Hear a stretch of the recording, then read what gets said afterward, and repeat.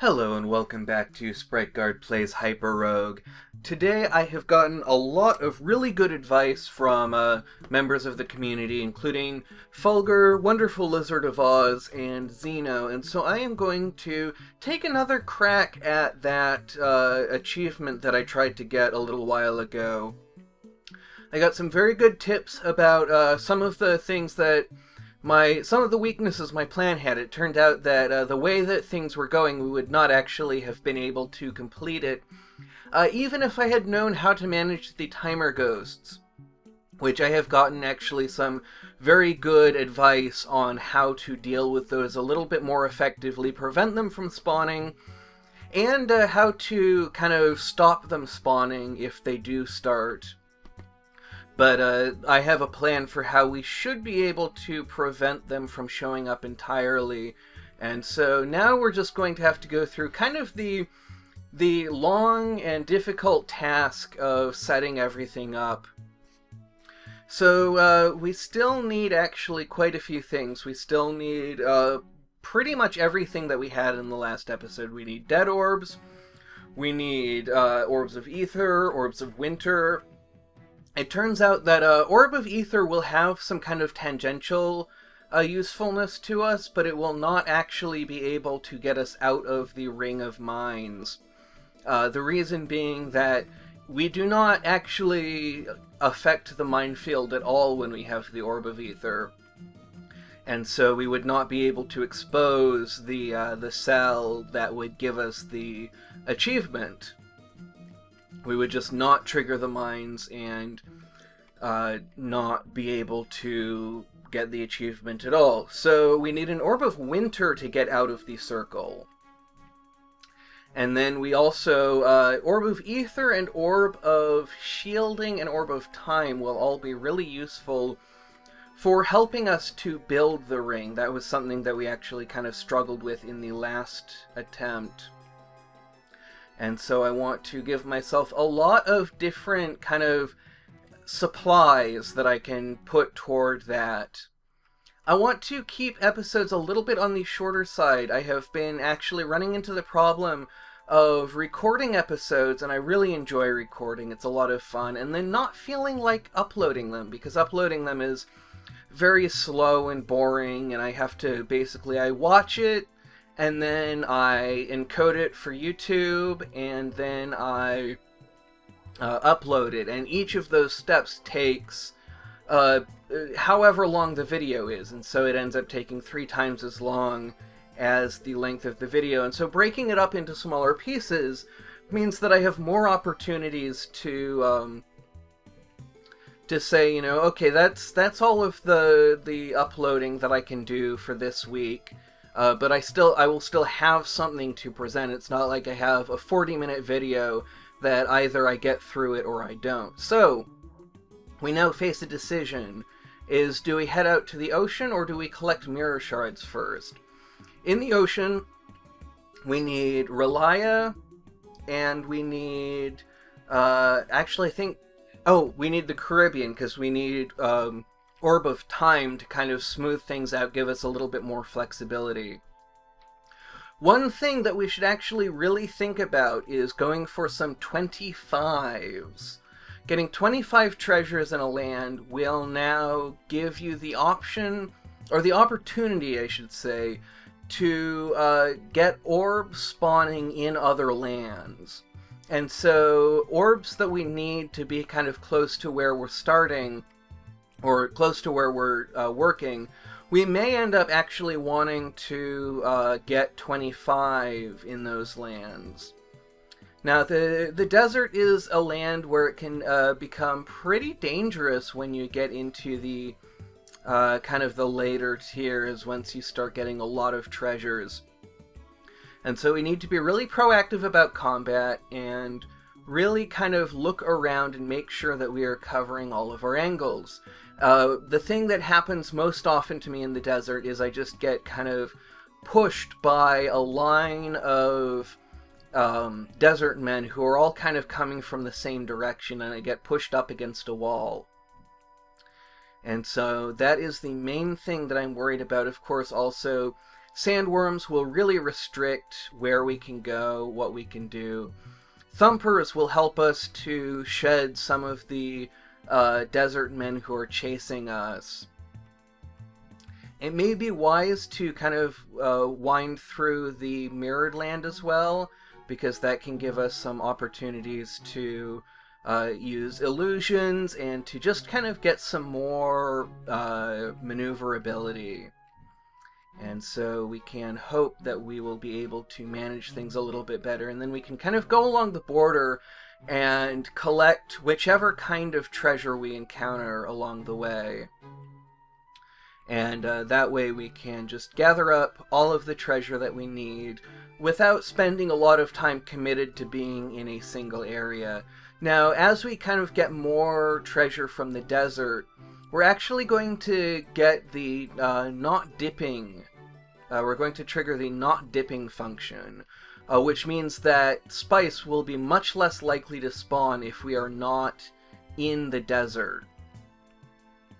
And now is actually when we're going to have to really also start being aware of when to cut our losses. Not going for spice just because we see it, but making sure that we have kind of a way out of any situation that we're in, and making sure that we are, first of all, getting ourselves to safety, taking care of the problems that are facing us. And so, 22, we also need to be really careful about stopping right at 25, because we don't want to take any more risk than we need to. Things are already very dangerous.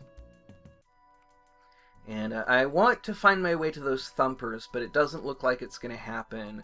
I want to actually find an exit before we... oh dear. Okay. I want to find an exit before we get our 25th spice. And the reason that I want to do that is because I want to be able to leave the desert immediately. I think that that will really have an impact on how well we will do, really have an impact on our success. So here's an icy land that we can escape into, hopefully.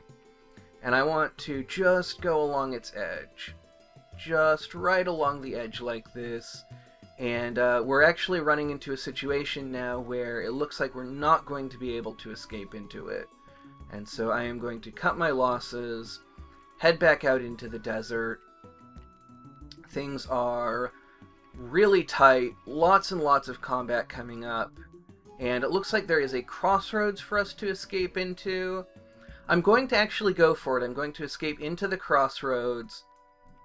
Okay, yeah. I'm going to escape into the crossroads and then kind of try and find my way to a spice.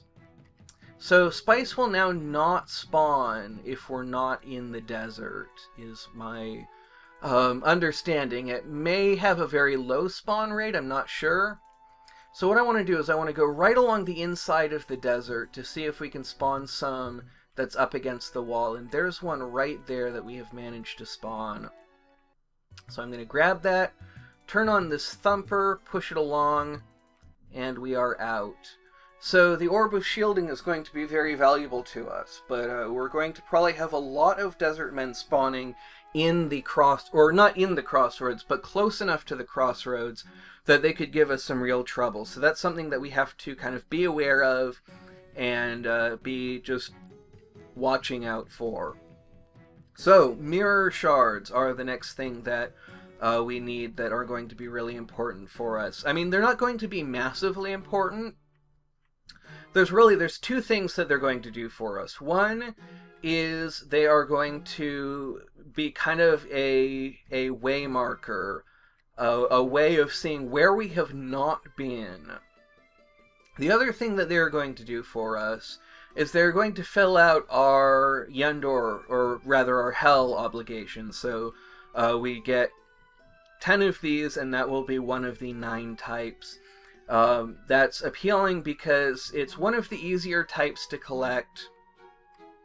It has not a huge impact, and it's something that is marginally useful, which is better than something like Ambers, which do almost nothing for us. Maybe the Orb of Air could be useful for building our structure, but I don't see the Orb of Air being really something that is worth going for, and especially because my hope is that I will be able to go on a Hyperstone quest after we get the achievement, and so I want to have the Whirlpool be one of the earlier objectives that we tackle.